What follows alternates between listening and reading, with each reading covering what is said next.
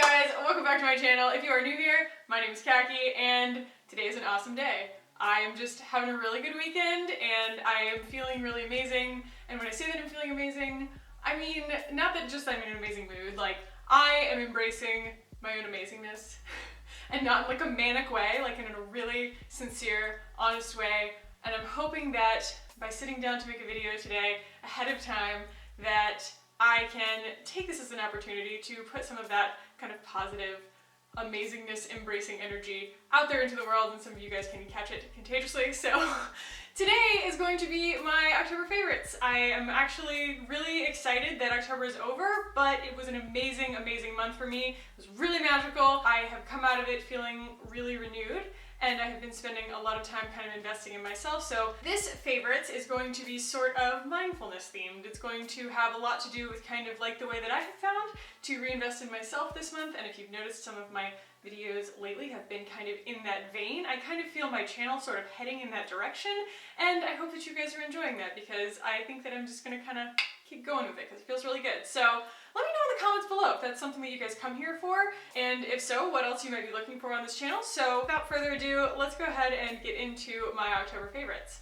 Okay, so we're gonna kick it off with the one and only outer beauty item in this favorites video, and that is a moisturizer that I have been living by lately. This is like being anointed by a bunch of little ice fairies. It's the greatest feeling in the world. I put it on my skin and it just feels cool and gentle, and it soaks in and it never feels greasy, and it is the Dr. Jart Water Fuse Ultimate Hydro Gel.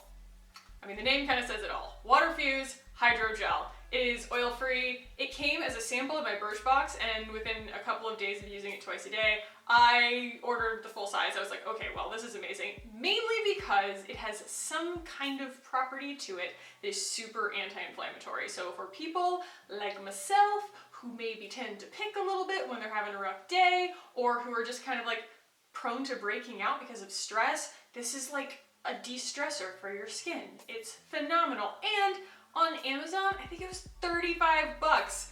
I don't know if you guys have been watching my channel very long, but I've used some moisturizers that cost a lot more than that. So I'm really, really excited. Honestly, the thing that I like in the actual feel of it too, most closely, is the SK2 Illumination Cream EX, my most expensive addiction ever that I broke a while ago. That's $160 a jar. This is $35 a jar. My skin really drinks it up. It really feels like my skin just had a really nice drink of water, which is always something that is appreciated as it's moving into the cooler months outside. I feel like I wake up sometimes and like my lips are dry and my eyes are crepey, and this is just a rescue for that. So really, really glad I found this. Okay, moving into some of the more mindfulness-centric things here. So I've been interested in the tarot for a long time, and I've always kind of wanted to get into it, but I have also read that you're kind of supposed to let your deck find you.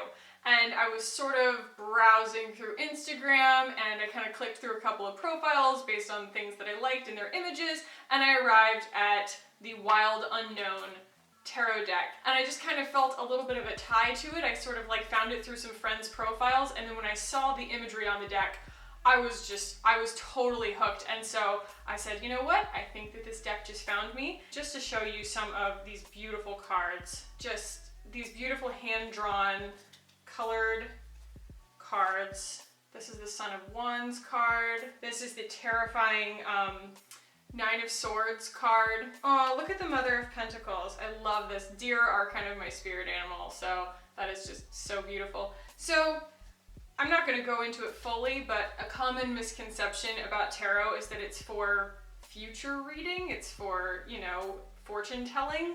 And what I find it most helpful for is intention setting.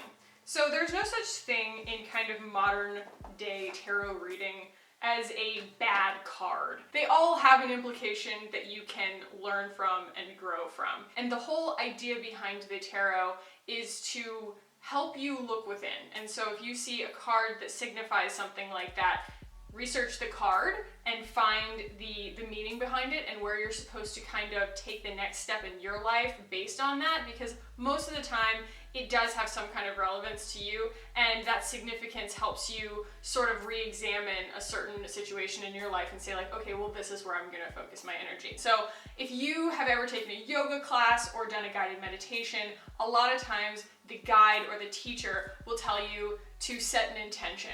And a lot of times it's hard to kind of get in that mindset because you're like, God, there's a lot going on in my life. Like, what do you mean an intention? And gosh, what if I fail? Like, what if I get done with this yoga practice or this meditation and I'm not reaching my intention or whatever? I think that what the tarot does is if you take just kind of a daily drawing, it just helps you kind of get your head in the right space to kind of look within and focus on yourself. So I can do a whole video once I get more familiar with it and things like that, but that is sort of the essence of my approach to the tarot. And it does come with a guidebook, which is awesome for people like me who are just kind of, getting their feet wet, trying to learn. So it shows you all the different cards and kind of a blurb about each one so you can kind of begin to interpret them. And then it also breaks down sort of how you might construct certain spreads, common spreads, the way to read them, and also sort of just the way that the tarot is put together. So it's 78 cards, there's the major arcana, the minor arcana, wands, swords, pentacles, and cups. And as I always say in videos where I mention things like this, if you are anti-personal spiritual journey,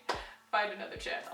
All right, the next favorite, and this was a video that just came out, is a full review of this, so I will link that below. But this is the Spire. This is a really cool little mindfulness tracker, and what it does is it tracks your breath, it sits against your skin, and it basically alerts you and tells you when your breathing's getting irregular for any reason, such as stress or tension. It also congratulates you when you're having really nice relaxed breathing, and it also comes with an app that gives you a bunch of different meditations to go through and things like that. It also has some kind of fun little like mindfulness activities and things of that nature, and like I said, I will put that link below to the video that I'm talking about where I review the whole thing, but I will say my piece right now about mindfulness because I think that a lot of times it's easy for us to go like, well, I'll meditate later, or yoga is not that great of exercise and I get bored, or whatever. And what I have found is that it helps mainly with conserving energy. So there's this saying that people like to throw around that says like, don't cast your pearls, and that kind of means like, don't spend your currency on people who aren't going to appreciate it, essentially. Like, don't waste your time. Not everybody's worth your time. And you're incredibly special, and if someone's not going to appreciate how special you are, then it's not worth your effort because it's just kind of a waste. But mindfulness, in terms of saving your energy, has to do also with saving your energy from stressful situations that don't deserve your attention. So not just people, but situations. So a lot of times we don't realize that we're getting kind of wrapped up in a situation where, our breathing's getting tense and we're using up a lot of energy and we're gonna get really exhausted about something that is either out of our control or something that doesn't really matter in the long run, or if it's making us realize that we're in the wrong place long term. Then I have found that this little guy has really given me kind of that like wake up call and said like, hey, don't cast your pearls, even in a situation, even if it doesn't have to do with a person. Like, don't cast your pearls on the situation because this is not going to ultimately be beneficial for you. This isn't about you, and just back away from it. And so I think that the biggest benefit of mindfulness and of meditation and of yoga practice and basically generally being aware of your place in the universe and kind of working on that in a personal way is to conserve energy on things and people that don't deserve that, and it makes you just a generally more energetic and happy person. So that is where I am headed right now as a result of all of these things, and it feels really good. So that is a lot. That's where I'm at. This thing is awesome. We're gonna move on. I could go on. All right, I'm gonna break you guys away from some of the deep stuff. We're gonna talk about a candle, okay? So this is a candle I think I buy every single year, and I somehow always forget how much I love it. Like, I buy it because it is a well-priced Christmas tree smelling candle.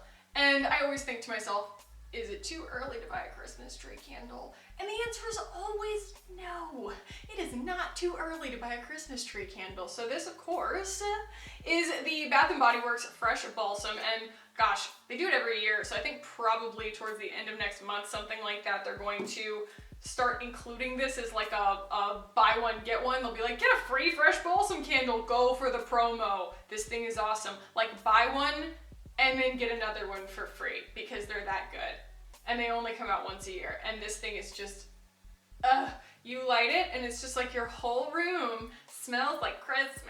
And you don't even have to be like really into Christmas. It just smells seasonal. You know what I mean? It's like, who doesn't love the smell of like a delicious sweet pine tree? I've been burning the daylights out of this, as you can tell. I think I've only had this for a couple of weeks of this month, and we have just been burning it every time we're in the room. So as usual, I buy 4 candles at a time, and I'm always like, I'm gonna use them all the same. And it's like, there's some that I literally haven't lit, and then there's this one who, yeah, you know, I'm gonna anthropomorphize my cool candle.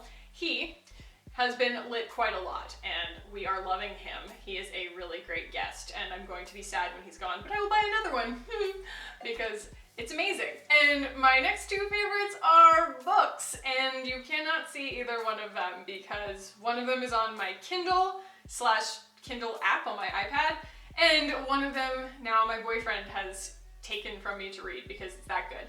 So the first one is actually, and I never thought in a million years that this would be a favorite for me. I just finished it. It is Material Girl, Mystical World by Ruby Warrington. And it has gotten a lot of hype because it sort of brings New Age into the Now Age, which is kind of her terminology. She is the author and owner of the Numinous blog, which is just kind of like a modern girls like astrology and like spirituality, kind of like, you know, personal journey kind of blog, and it's cool. But this book, I think the best thing about this book is that you follow her through her journey too, because when she starts the book off, she kicks it off, and you can tell she's nervous to write the book because she's just really over the top and like ditzy sounding, and she's trying to sound really stylized. She's like making it not sound like a normal book, you know, and everything's just really like Valley Girl sounding. And then as you get further and further and further into the book, the meat of the information just takes over, and she gets so sincere and she gets so authentic, and you realize that like she's going through this while you're reading it, and it's so cool. So I think that it's an easy book to write off because it feels a little bit fluffy, but if you actually take the time to finish it, she tells you a bunch of really cool stuff that's actually really helpful and that you can actually grow from. And any girl who is remotely interested in kind of tapping into the unknown, I think that this book is a really good read. Even if you kind of find her insufferable in the beginning, I think she would probably find her insufferable in the beginning. The closing conclusion and everything like that, you realize that she has totally come full circle in a lot of ways, and it's just a very, very good, sincere read. So I really, really enjoyed that. The other one that has actually been like a huge turning point for me has been Daring Greatly. I was recommended to read it by a friend of mine and my therapist within 1 week, and so I bought it on Amazon, and I included it in my self-care routine and everything because it is just like where I've been at lately.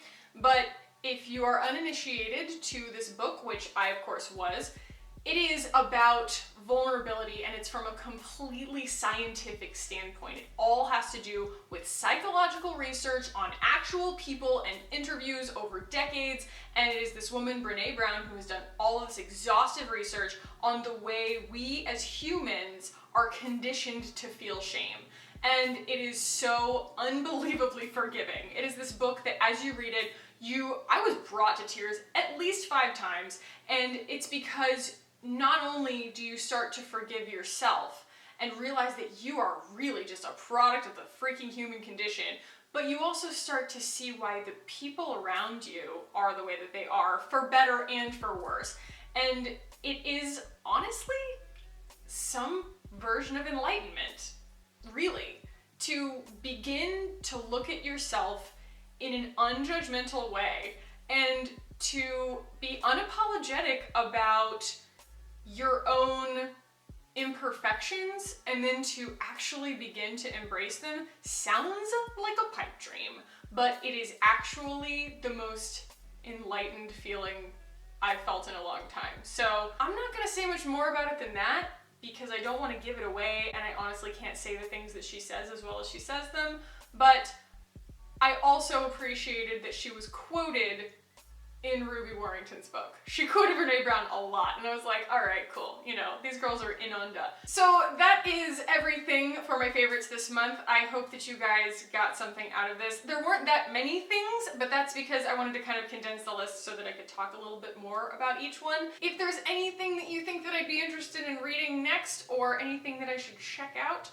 in the vein of the stuff that I shared today, let me know down in the comments below. And if you guys like this, give it a thumbs up. I would super appreciate that. I hope you guys all have a really happy Halloween and a beautiful beginning to your November. And if you want to keep hanging out with me in the future, please hit that button down below and subscribe. I would love it if you did. We are so close to 1,800.